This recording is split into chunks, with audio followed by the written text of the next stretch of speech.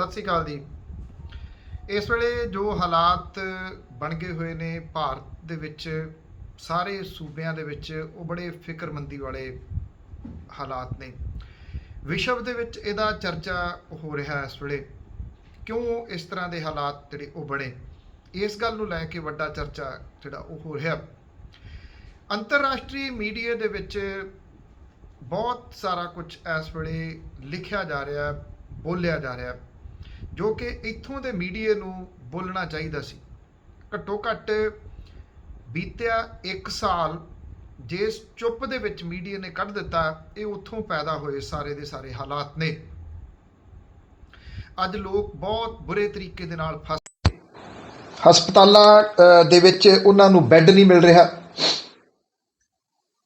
Oxygen ਨਹੀਂ ਮਿਲ ਰਹੀ, ਜਿਹੜੀਆਂ ਮੈਡੀਸਨ, ਜਿਹੜੇ ਟੀਕੇ ਖਾਸ ਤੌਰ ਦੇ ਉੱਤੇ ਜਿਹੜੇ ਇਹਦੇ ਇਲਾਜ ਦੇ ਵਾਸਤੇ ਵਰਤੇ ਜਾਂਦੇ ਆ, ਉਹ ਨਹੀਂ ਮਿਲ ਰਹੇ। ਤੇ ਜੇ ਕਿਸੇ ਦੀ ਮੌਤ ਹੋ ਜਾਂਦੀ ਆ ਤਾਂ ਸ਼ਮਸ਼ਾਨ ਘਾਟ ਦੇ ਵਿੱਚ ਅੰਤਮ ਸੰਸਕਾਰ ਕਰਨ ਦੇ ਵਾਸਤੇ ਜਗ੍ਹਾ ਨਹੀਂ ਮਿਲ ਰਹੀ, ਜਾਂ ਸਮਾਂ ਜਿਹੜਾ ਉਹ ਬਹੁਤ ਲੰਬਾ ਇੰਤਜ਼ਾਰ ਕਰਨਾ ਪੈ ਰਿਹਾ। ਸਾਡੀ ਇਸ ਪੀੜ੍ਹੀ ਨੇ ਜਿਹੜੀ ਚੱਲ ਰਹੀ ਹੈ, ਉਹ ਕਿਸੇ ਵੀ ਏਜ ਦੇ ਵਿੱਚ ਹੋਵੇ, ਮੇਰੀ ਏਜ ਦੇ ਨੇ, ਮੇਰੇ ਤੋਂ ਵੱਡੇ ਨੇ, ਮੇਰੇ ਤੋਂ ਛੋਟੇ ਨੇ, ਬਹੁਤ ਛੋਟੇ ਨੇ, ਉਹਨਾਂ ਨੇ ਅਜਿਹੀ ਮਹਾਮਾਰੀ ਸ਼ਾਇਦ ਨਾ ਵੇਖੀ ਸੁਣੀ ਹੋਵੇ। ਵੇਖੀ ਸੁਣੀ ਤਾਂ ਇਸ ਤਰ੍ਹਾਂ ਹੈ ਕਿ ਜਿਹੜੇ ਲੋਕ ਇੰਟਰਸਟ ਰੱਖਦੇ ਨੇ ਬਜ਼ੁਰਗਾਂ ਤੋਂ ਸੁਣਨ ਦੇ ਵਾਸਤੇ ਜਾਂ ਕਿਤਾਬਾਂ ਪੜ੍ਹਨ ਵਾਲੇ, ਉਹਨਾਂ ਨੇ ਮਹਾਮਾਰੀਆਂ ਦਾ ਜ਼ਿਕਰ ਜ਼ਰੂਰ ਸੁਣਿਆ, ਪਰ ਇਹ ਸਾਰਾ ਕੁਝ ਅੱਖੀਂ ਵੇਖਣਾ ਪੈ ਰਿਹਾ ਹੈ। ਬਹੁਤ ਦੁਖਦਾਈ ਹੈ, ਇਸ ਵੇਲੇ ਬੇਹੱਦ ਦੁਖਦਾਈ ਹੈ। ਇੰਨੀਆਂ ਮੌਤਾਂ ਹੋ ਰਹੀਆਂ ਨੇ, ਹਸਪੀਟਲਾਂ ਦੇ ਵਿੱਚ ਲੋਕ ਜਿਹੜੇ ਨੇ ਉਹ ਤਰਾਹ ਕਰ ਰਹੇ ਨੇ, ਔਰ ਇਹ ਜਿਹੜਾ ਪੂਰੇ ਦਾ ਪੂਰਾ ਢਾਂਚਾ ਸੀ, ਢਾਂਚਾ ਹੈ ਹੀ ਨਹੀਂ ਸੀ ਅਸਲ ਦੇ ਵਿੱਚ। ਇਹ ਅਸਲੀਅਤ ਜਿਹੜੀ ਉਹ ਸਾਹਮਣੇ ਆ ਗਈ।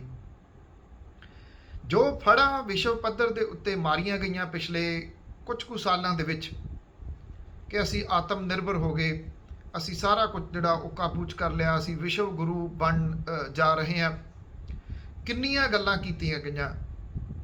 ਜਦੋਂ ਅਸਲੀਅਤ ਸਾਹਮਣੇ ਆਈ ਤਾਂ ਇਹ ਪਤਾ ਲੱਗਿਆ ਵੀ ਸਾਡੇ ਕੋਲ ਤਾਂ ਆਕਸੀਜਨ ਵੀ ਹੈ ਨਹੀਂ। ਇਹਦੇ ਵਿੱਚ ਮਨੁੱਖ ਦੀਆਂ ਕੀਤੀਆਂ ਹੋਈਆਂ ਗਲਤੀਆਂ ਵੀ ਜਿਹੜੀਆਂ ਉਹ ਬਹੁਤ ਸਾਰੀਆਂ ਹੈ। ਜਦੋਂ ਪਿਛਲੇ ਵਰੇ ਕਰੋਨਾ ਵਾਇਰਸ ਆਇਆ ਸੀ, ਉਸ ਤੋਂ ਬਾਅਦ ਜਿਹੜੇ ਆਮ ਲੋਕ ਨੇ ਉਹ ਇੰਨੇ ਈਜ਼ੀ ਹੋ ਗਏ ਕਿ ਉਹਨਾਂ ਨੇ ਜਿਹੜੀਆਂ ਛੋਟੀਆਂ ਛੋਟੀਆਂ ਚੀਜ਼ਾਂ ਨੇ, ਜਿਹੜਾ ਵਿਸ਼ਵ ਪੱਧਰ ਦੇ ਵਿੱਚ ਜਿਹਦਾ ਚਰਚਾ ਚੱਲਦਾ ਸੀਗਾ ਕਿ ਤੁਸੀਂ ਮਾਸਕ ਪਾ ਕੇ ਰੱਖੋ, ਤੁਸੀਂ ਸੋਸ਼ਲ ਡਿਸਟੈਂਸ ਜਿਹੜਾ ਉਹ ਬਣਾ ਕੇ ਰੱਖੋ, ਉਹਨਾਂ ਚੀਜ਼ਾਂ ਦੀ ਕੋਈ ਪਰਵਾਹ ਨਹੀਂ ਕੀਤੀ ਗਈ। ਲੋਕਾਂ ਨੇ ਸੋਚ ਲਿਆ ਕਿ ਉਹ ਲੋਕਡਾਊਨ ਸੀ, ਉਸ ਤੋਂ ਬਾਅਦ ਅਸੀਂ ਖੁੱਲ੍ਹੇ ਛੱਡ ਦਿੱਤੇ ਗਏ ਹਾਂ ਤੇ ਜੋ ਮਰਜ਼ੀ ਅਸੀਂ ਕਰਦੇ ਫਿਰਾਂਗੇ। ਅੱਜ ਸਭ ਤੋਂ ਵੱਧ ਲੋਕ ਹੀ ਔਖੇ ਨੇ। 500 ਰੁਪਏ ਵਾਲਾ ਜਿਹੜਾ ਟੀਕਾ ਹੈ, ਰੈਮਡੇਸਿਵਿਰ, ਜਿਹੜਾ ਤੁਸੀਂ ਨਾਮ ਸੁਣ ਰਹੇ ਹੋ, ਉਹਦੀ ਕਿੰਨੀ ਕੁ ਬਲੈਕ ਮਾਰਕੀਟਿੰਗ ਹੋ ਰਹੀ ਆ, ਜਿੰਨਾ ਤੁਸੀਂ ਸੋਚ ਲਓ। ਇਹ ਨਿਰਭਰ ਕਰਦਾ ਹੈ ਕਿ ਜਿੱਥੇ ਉਹ ਤੁਹਾਨੂੰ ਚਾਹੀਦਾ ਉਹ ਸ਼ਹਿਰ ਕਿੱਡਾ ਕੁ ਵੱਡਾ। ਇਹ ਨਹੀਂਗਾ ਕਿ ਉਹ ਹਸਪਤਾਲਾਂ ਦੇ ਕੋਲੇ ਹੈ ਨਹੀਂਗਾ, ਪ੍ਰਾਈਵੇਟ ਹਸਪਤਾਲਾਂ ਦੇ ਕੋਲੇ ਉਹ ਹੈ, ਉਹ ਦਿੰਦੇ ਨਹੀਂ, ਉਹਦਾ ਮੁੱਲ ਵਟਿਆ ਜਾ ਰਿਹਾ। ਪੰਜਾਬ ਦੇ ਵਿੱਚ ਮੇਰੇ ਇੱਕ ਜਾਣਕਾਰ ਅੱਜ ਸਵੇਰੇ ਦੱਸ ਰਹੇ ਸੀ ਕਿ 17,000 ਰੁਪਏ ਤੱਕ ਉਹਨਾਂ ਨੇ ਆਫਰ ਕੀਤੀ ਉਸ ਟੀਕੇ ਦੀ, 500 ਰੁਪਏ ਵਾਲੇ ਦੀ, ਉਹ ਨਹੀਂ ਮਿਲ ਰਿਹਾ ਉਹਨਾਂ ਨੂੰ। 30,000 ਰੁਪਈਆ, 50,000 ਰੁਪਈਆ ਇੱਕ ਟੀਕੇ ਦਾ ਜਿਹੜਾ ਉਹ ਮੰਗਿਆ ਜਾ ਰਿਹਾ। ਇੱਕ ਨਾਲ ਉਹ ਸਰਦਾ ਨਹੀਂ। ਲੋਕ ਇਹ ਸੋਚਦੇ ਆ ਕਿ ਜੋ ਕੁਝ ਹੈਗਾ ਉਹ ਲਾ ਕੇ ਕਿਸੇ ਤਰੀਕੇ ਨਾਲ ਜਾਨ ਬਚਾ ਲਈ ਜਾਵੇ। ਬੇਸ਼ੱਕ ਪੰਜਾਬ ਦੇ ਵਿੱਚ ਇਸ ਤਰ੍ਹਾਂ ਦੀ ਅਜੇ ਕੋਈ ਓਪਨਲੀ ਘਟਨਾ ਸਾਹਮਣੇ ਨਹੀਂ ਆਈ, ਕੁਝ ਸੂਬਿਆਂ ਦੇ ਵਿੱਚ ਇਹ ਘਟਨਾਵਾਂ ਸਾਹਮਣੇ ਆ ਰਹੀਆਂ ਨੇ। ਪ੍ਰਾਈਵੇਟ ਹਸਪਤਾਲਾਂ ਵਾਲਿਆਂ ਨੇ ਕੀ ਕੀਤਾ ਕਿ ਬੈੱਡ ਜਿਹੜੇ ਨੇ ਉਹ ਆਕੂਪਾਈ ਕਰ ਲਏ ਆਪਣੇ ਬੰਦਿਆਂ ਤੋਂ, ਉੱਥੇ ਲਿਆ ਕੇ ਦਿਹਾੜੀ ਦੇ ਉੱਤੇ ਬੰਦੇ ਰੱਖ ਕੇ ਉਹਨਾਂ ਦੇ ਉੱਤੇ ਪਾਤੇ ਤੇ ਉਹਨਾਂ ਦਾ ਫਾਈਲ ਦੇ ਵਿੱਚ ਨਾਂ ਚੜ੍ਹਾਤਾ ਵੀ ਇਹ ਬੰਦਾ ਕੋਵਿਡ ਤੋਂ ਜਿਹੜਾ ਉਹਦਾ ਕੋਵਿਡ ਦਾ ਪੇਸ਼ੈਂਟ ਹੈ, ਉਹਦਾ ਇਲਾਜ ਕਾਗਜ਼ਾਂ 'ਚ ਹੋਣਾ ਸ਼ੁਰੂ ਹੋ ਗਿਆ। ਜਦੋਂ ਕੋਈ ਬੈੱਡ ਮੰਗਦਾ ਤਾਂ ਉਹਨੂੰ ਇਹ ਕਿਹਾ ਜਾਂਦਾ ਵੀ ਬੈੱਡ ਤਾਂ ਹੈ ਨਹੀਂ, ਤੇ ਫਿਰ ਹੁੰਦੀ ਆ ਉੱਥੋਂ ਸ਼ੁਰੂ ਸੌਦੇਬਾਜ਼ੀ। ਉਹ ਸੌਦੇਬਾਜ਼ੀ ਹਸਪੀਟਲ ਦੇ ਸਾਈਜ਼, ਸ਼ਹਿਰ ਦੇ ਸਾਈਜ਼, ਤੇ ਜਿਹੜਾ ਬੰਦਾ ਆਇਆ ਉਹਦੀ ਪਾਕਟ ਦੇ ਸਾਈਜ਼ ਦੇ ਉੱਤੇ ਜਾ ਕੇ ਖਤਮ ਹੁੰਦੀ ਹੈ। ਉਹ ਬੈੱਡ 1 ਲੱਖ ਰੁਪਏ 'ਚ ਵੀ ਮਿਲ ਸਕਦਾ, ਉਹਦੇ 'ਚ ਕੋਈ ਦਵਾਈ ਸ਼ਾਮਲ ਨਹੀਂ। ਉਹ 2 ਲੱਖ 'ਚ ਵੀ ਮਿਲ ਸਕਦਾ, ਉਹ 4 ਲੱਖ 'ਚ ਵੀ ਮਿਲ ਸਕਦਾ, ਉਹ 5 ਲੱਖ 'ਚ ਵੀ ਮਿਲ ਸਕਦਾ। ਜਿਵੇਂ ਕੋਈ ਦੁਕਾਨ ਖਾਲੀ ਕਰਵਾਈ ਜਾਂਦੀ ਪਗੜੀ ਦੇ ਕੇ, ਇਹ ਤੁਸੀਂ ਸੁਣਿਆ ਹੋਊਗਾ, ਉਹਦੇ 'ਚ ਕੋਈ ਕਿਰਾਇਆ ਨਹੀਂ ਸ਼ਾਮਲ ਹੁੰਦਾ, ਉਹਦੇ 'ਚ ਕੋਈ ਬਿੱਲ ਬੱਤੀ ਨਹੀਂ ਸ਼ਾਮਲ ਹੁੰਦਾ। ਜਦੋਂ ਉਹ ਬੈੱਡ ਖਾਲੀ ਕਰਵਾਇਆ ਜਾਂਦਾ, ਜਿਹੜਾ ਉਹਦੇ ਉੱਤੇ ਪਿਆ ਉਹਨੂੰ ਫਿਰ ਘਰੇ ਤੋੜ ਦਿੱਤਾ ਜਾਂਦਾ, ਉਹਦੀ ਬਣਦੀ ਦਿਹਾੜੀ ਦੇ ਕੇ, ਕਿਉਂਕਿ ਉਹ ਦਿਹਾੜੀ ਦੇ ਉੱਤੇ ਉੱਥੇ ਪਿਆ। ਉਹ ਬੈੱਡ ਦੇ ਕੇ ਫਿਰ ਇਹ ਕਿਹਾ ਜਾਂਦਾ ਬੈੱਡ ਤਾਂ ਮਿਲ ਗਿਆ। ਹੁਣ ਅਗਲੀ ਜਿਹੜੀ ਸਮੱਸਿਆ ਹੈ ਉਹ ਆਕਸੀਜਨ ਦੀ ਆ। ਜੇ ਉਹਨੂੰ ਆਕਸੀਜਨ ਦੀ ਲੋੜ ਹੈ, ਨਹੀਂ ਆਕਸੀਜਨ ਦੀ ਲੋੜ ਤਾਂ ਉਹ ਟੀਕੇ ਦੀ ਲੋੜ ਹੈ। ਫਿਰ ਟੀਕੇ ਦੀ ਸੌਦੇਬਾਜ਼ੀ ਜਿਹੜੀ ਉਹ ਸਟਾਰਟ ਹੁੰਦੀ ਹੈ।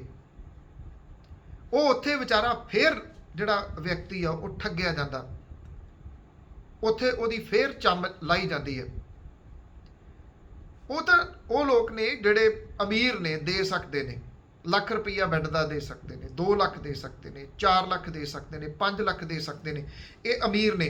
ਪਹਿਲਾਂ ਜਦੋਂ ਮੁਸ਼ਕਲ ਪੈਂਦੀ ਸੀ ਇਹਨਾਂ ਦੇ ਉੱਤੇ, ਕੋਈ ਬਿਮਾਰ ਹੁੰਦਾ ਸੀ, ਇਹ ਝੱਟ ਦੇਣੇ ਭੱਜ ਜਾਂਦੇ ਸੀ ਵਿਦੇਸ਼ਾਂ ਨੂੰ, ਉੱਥੋਂ ਇਲਾਜ ਕਰਾਉਂਦੇ ਸੀ। ਪਹਿਲੀ ਵਾਰੀ ਇਹਨਾਂ ਨੂੰ ਇਸ ਹੈਲਥ ਸਿਸਟਮ ਦਾ ਸਾਹਮਣਾ ਕਰਨਾ ਪੈ ਰਿਹਾ ਜਿਹੜੇ ਬਹੁਤ ਅਮੀਰ ਨੇ, ਕਿਉਂਕਿ ਕਰੋਨਾ ਵਾਇਰਸ ਸਮੁੱਚੀ ਦੁਨੀਆ 'ਚ, ਇਸ ਕਰਕੇ ਇਹਨਾਂ ਨੂੰ ਇੱਥੇ ਰਹਿਣਾ ਪੈ ਰਿਹਾ। ਹਾਲਾਂਕਿ ਇੱਕ ਰਿਪੋਰਟ ਇਹ ਵੀ ਹੈ ਕਿ ਇਸ ਵੇਲੇ ਜਿਹੜੀਆਂ ਚਾਰਟਰਡ ਫਲਾਈਟ ਨੇ ਉਹ UAE ਨੂੰ ਜਾ ਰਹੀਆਂ ਨੇ। ਕਿੰਨਾ ਕਿਰਾਇਆ ਤੁਸੀਂ ਸੋਚ ਸਕਦੇ ਆ ਇੱਕ ਸੀਟ ਦਾ? 7-7 ਲੱਖ ਰੁਪਈਆ ਇੱਕ ਸੀਟ ਦਾ ਕਿਰਾਇਆ, ਕਿਉਂਕਿ ਬਹੁਤ ਜਿਹੜੇ ਅਮੀਰ ਨੇ ਉਹ ਇੱਥੋਂ ਨਿਕਲ ਜਾਣਾ ਚਾਹੁੰਦੇ ਨੇ। ਉਹਨਾਂ ਦਾ ਜਿਹੜਾ ਡੈਸਟੀਨੇਸ਼ਨ ਇਸ ਵੇਲੇ ਬਣਿਆ ਹੋਇਆ UAE ਜ਼ਿਆਦਾ ਬਣਿਆ ਹੋਇਆ, ਉਸ ਪਾਸੇ ਵੱਲ ਨੂੰ ਭੱਜ ਰਹੇ ਨੇ। ਇਹਦੇ ਨਾਲ ਪੈਨਿਕ ਜਿਹੜਾ ਉਹ ਕ੍ਰੀਏਟ ਹੋ ਰਿਹਾ ਆਮ ਲੋਕਾਂ ਦੇ ਵਿੱਚ। ਚਲੋ ਇਹ ਤਾਂ ਬੈੱਡ ਵੀ ਲੈ ਰਹੇ ਨੇ। ਤੁਸੀਂ ਸੋਚੋ ਜਿਹੜਾ ਆਮ ਗਰੀਬ ਬੰਦਾ ਉਹ ਕਿਹੋ ਜਿਹੇ ਹਾਲਾਤਾਂ ਦੇ ਵਿੱਚੋਂ ਲੰਘ ਰਿਹਾ। ਉਹਨਾਂ ਨੂੰ ਠੱਗਣ ਵਾਲੇ ਵੀ ਬੈਠੇ ਨੇ। ਪ੍ਰਾਈਵੇਟ ਐਂਬੂਲੈਂਸਾਂ ਦਾ ਧੰਦਾ ਇਸ ਵੇਲੇ ਪੰਜਾਬ ਦੇ ਵਿੱਚ ਸਿਖਰ ਦੇ ਉੱਤੇ ਆ। 2 ਦਿਨ ਪਹਿਲਾਂ ਲੁਧਿਆਣੇ ਦੇ ਪ੍ਰਸ਼ਾਸਨ ਨੇ ਰੇਟ ਤੈਅ ਕੀਤੇ ਆ ਕਿ ਕਿੰਨੇ ਕਿਲੋਮੀਟਰ ਜਾਣ ਦੇ ਵਾਸਤੇ ਪ੍ਰਾਈਵੇਟ ਐਂਬੂਲੈਂਸ ਜਿਹੜੀ ਉਹ ਕਿੰਨੇ ਪੈਸੇ ਚਾਰਜ ਕਰ ਸਕਦੀ ਹੈ। ਜੇ ਉਹ ਰੇਟ ਤੈਅ ਕੀਤੇ ਆ ਤੇ ਇਹਦਾ ਮਤਲਬ ਕਿ ਇਹ ਨਵਾਂ ਮਾਫੀਆ, ਐਂਬੂਲੈਂਸ ਮਾਫੀਆ। ਪ੍ਰਾਈਵੇਟ ਐਂਬੂਲੈਂਸਾਂ ਤੁਸੀਂ ਹਸਪੀਟਲਾਂ ਦੇ ਬਾਹਰ ਵੇਖੀਆਂ ਹੋਣਗੀਆਂ, ਬਹੁਤ ਸਾਰੀਆਂ ਕਤਾਰਾਂ ਦੇ ਵਿੱਚ ਖੜੀਆਂ।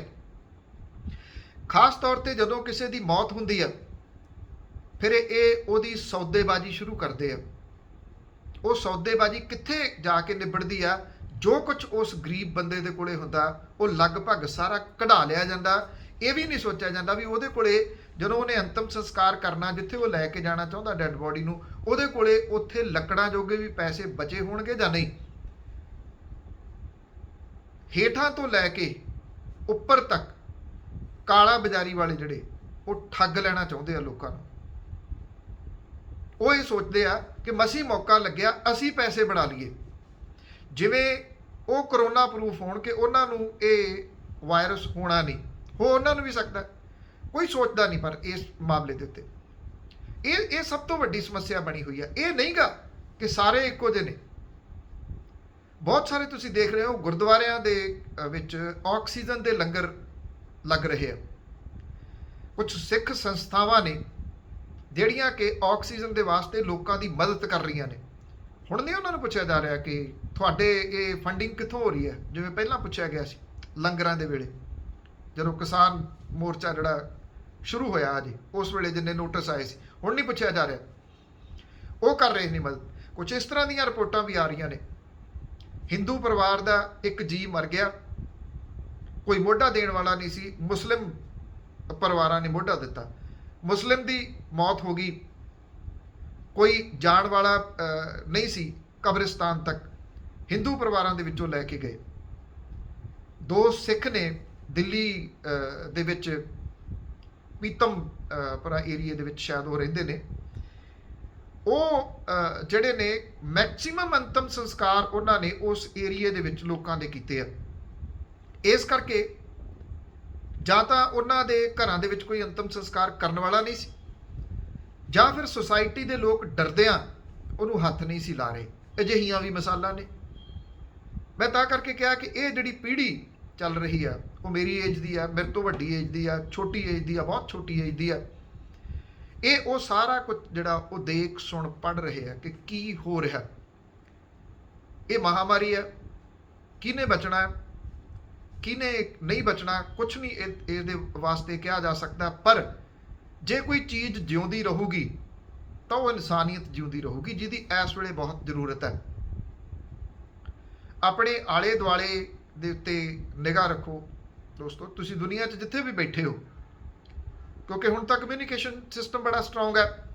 ਗਰੁੱਪਾਂ ਦੇ ਵਿੱਚੋਂ ਤੁਸੀਂ ਆਪੋ ਆਪਣੇ ਗਰੁੱਪਾਂ ਨੂੰ ਇਸ ਚੀਜ਼ ਦੇ ਵਾਸਤੇ ਵਰਤੋਂ ਦੇ ਵਿੱਚ ਲਿਆਓ ਕਿ ਜੇ ਕਿਸੇ ਨੂੰ ਜ਼ਰੂਰਤ ਹੈ, ਹੋ ਸਕਦਾ ਤੁਹਾਡਾ ਇੱਕ ਫੋਨ ਕੀਤਾ ਹੋਇਆ, ਤੁਹਾਡੀ ਇੱਕ ਛੋਟੀ ਜਿਹੀ ਐਫਰਟ ਲਾਈ ਹੋਈ ਕਿਸੇ ਦੀ ਜਾਨ ਬਚਾ ਸਕੇ, ਕਿਸੇ ਨੂੰ ਹਸਪਤਾਲ 'ਚ ਥਾਂ ਦਵਾ ਸਕੇ, ਕਿਸੇ ਨੂੰ ਉਹ ਇੰਜੈਕਸ਼ਨ ਜਿਹੜਾ ਉਹ ਦਵਾ ਸਕੇ, ਕਿਸੇ ਨੂੰ ਕੋਈ ਮੈਡੀਸਨ ਜਿਹੜੀ ਉਹ ਦਵਾ ਸਕੇ, ਹੋਰ ਨਹੀਂ ਤਾਂ ਕਿਸੇ ਦਾ ਅੰਤਮ ਸੰਸਕਾਰ ਜਿਹੜਾ ਉਹ ਕਰਵਾ ਸਕੇ। ਸਿਆਣੇ ਕਹਿੰਦੇ ਨੇ ਸਮਾਂ ਹਮੇਸ਼ਾ ਇੱਕੋ ਜਿਹਾ ਨਹੀਂ ਰਹਿੰਦਾ। ਜੇ ਚੰਗਾ ਸਮਾਂ ਨਹੀਂ ਰਿਹਾ ਤੇ ਆ ਜਿਹੜਾ ਮਾੜਾ ਸਮਾਂ ਇਹ ਵੀ ਨਹੀਂ ਰਹਿਣਾ, ਬੀਤ ਇਹ ਵੀ ਜਾਣਾ। ਪਰ ਇਹਦੇ ਵਿੱਚ ਜਿੱਥੇ ਸਰਕਾਰਾਂ ਦਾ ਸਮੁੱਚਾ ਫਲॉप ਹੋਇਆ ਢਾਂਚਾ ਚਰਚਾ ਦੇ ਵਿੱਚ ਰਹੂਗਾ, ਚਾਹੇ ਉਹ ਕੇਂਦਰ ਦੀ ਸਰਕਾਰ ਹੈ, ਉਹਦੀ ਜ਼ਿੰਮੇਵਾਰੀ ਸਭ ਤੋਂ ਵੱਧ ਹੈ, ਤੇ ਚਾਹੇ ਉਸ ਤੋਂ ਬਾਅਦ ਫਿਰ ਰਾਜਾਂ ਦੀਆਂ ਸਰਕਾਰਾਂ ਨੇ। ਅੱਜ ਵੀ ਇਹ ਸਮਾਂ ਜਦੋਂ ਲੋਕਾਂ ਨੂੰ ਸੋਚਣਾ ਪਊਗਾ, ਉਹਨਾਂ ਨੇ ਅਜੇ ਵੀ ਗਲੀਆਂ ਨਾਲੀਆਂ ਦੇ ਮਗਰ ਤੁਰੇ ਫਿਰਨਾ, ਜਾਂ ਇਹਨਾਂ ਸਿਆਸੀ ਪਾਰਟੀਆਂ ਦੇ ਪਿਛਲੱਗ ਬਣ ਕੇ ਜਿੰਦਾਬਾਦ ਮੁਰਦਾਬਾਦ ਕਰਦੇ ਰਹਿਣਾ, ਜਾਂ ਆਪਣੇ ਵਾਸਤੇ ਭਵਿੱਖ ਦੇ ਵਿੱਚ ਬਿਹਤਰੀਨ ਸਕੂਲ ਜਾਂ ਬਿਹਤਰੀਨ ਹਸਪੀਟਲ ਮੰਗਣੇ ਨੇ। ਜੇ ਅਜੇ ਵੀ ਇਸ ਮਹਾਮਾਰੀ ਤੋਂ ਨਾ ਸਿੱਖਿਆ, ਇਸ ਮੌਜੂਦਾ ਦੌਰ ਦੇ ਸਭ ਤੋਂ ਮਾੜੇ ਸਮੇਂ ਦੇ ਵਿੱਚੋਂ ਕੁਝ ਨਾ ਸਿੱਖਿਆ, ਤੇ ਸ਼ਾਇਦ ਫਿਰ ਜਿੰਨੀ ਦੇਰ ਤੱਕ ਆਪਾਂ ਜਿਉਂਦੇ ਆ ਉਨੀ ਦੇਰ ਤੱਕ ਆਪਾਂ ਕਦੀ ਵੀ ਸਿੱਖ ਨਹੀਂ ਸਕਾਂਗੇ। ਮੇਰਾ ਇਹ ਮੰਨਣਾ ਸੀ ਕਿ ਜਿਨ੍ਹਾਂ ਨੇ ਲੋਕਡਾਊਨ ਦੇ ਵਿੱਚੋਂ ਨਹੀਂ ਸਿੱਖਿਆ, ਜਿਨ੍ਹਾਂ ਨੇ ਜ਼ਿੰਦਗੀ ਦੇ ਵਿੱਚ ਸੰਜਮ ਨਹੀਂ ਲੈ ਕੇ ਆਂਦਾ, ਉਹ ਸ਼ਾਇਦ ਅੱਗੋਂ ਵੀ ਨਾ ਸਿੱਖ ਸਕਣ। ਜੋ ਉਦੋਂ ਨਹੀਂ ਸਿੱਖ ਸਕੇ, ਤੇ ਆਹ ਇੱਕ ਸਮਾਂ ਹੈ, ਇੱਕ ਵਾਰੀ ਫਿਰ ਸਿੱਖਿਆ ਜਾ ਸਕਦਾ, ਜਦੋਂ ਮਨੁੱਖ ਦੇ ਵਾਸਤੇ ਕੰਮ ਆਵੇ ਕਿਸੇ ਨਾ ਕਿਸੇ ਰੂਪ ਦੇ ਵਿੱਚ। ਤੁਹਾਨੂੰ ਉਹ ਚੀਜ਼ ਇੱਕ ਸਕੂਨ ਜਿਹੜੀ ਉਹ ਜ਼ਰੂਰ ਦੇਊਗੀ। ਜਿੱਥੇ ਵੀ ਹੋ, ਜਿਹੜੇ ਵੀ ਤਰੀਕੇ ਦੇ ਨਾਲ ਜੁੜੇ ਹੋਏ ਹੋ, ਤੁਸੀਂ ਇੱਕ ਦੂਸਰੇ ਦੀ, ਕਿਸੇ ਨਾ ਕਿਸੇ ਦੀ, ਅਨਨੋਨ ਬੰਦੇ ਦੀ, ਕਿਸੇ ਇਨਸਾਨ ਦੀ ਮਦਦ ਕਰਨ ਦੀ ਕੋਸ਼ਿਸ਼ ਜਿਹੜੀ ਉਹ ਜ਼ਰੂਰ ਕਰੋ। ਬਹੁਤ ਧੰਨਵਾਦ। ਸਤਿ ਸ਼੍ਰੀ ਅਕਾਲ।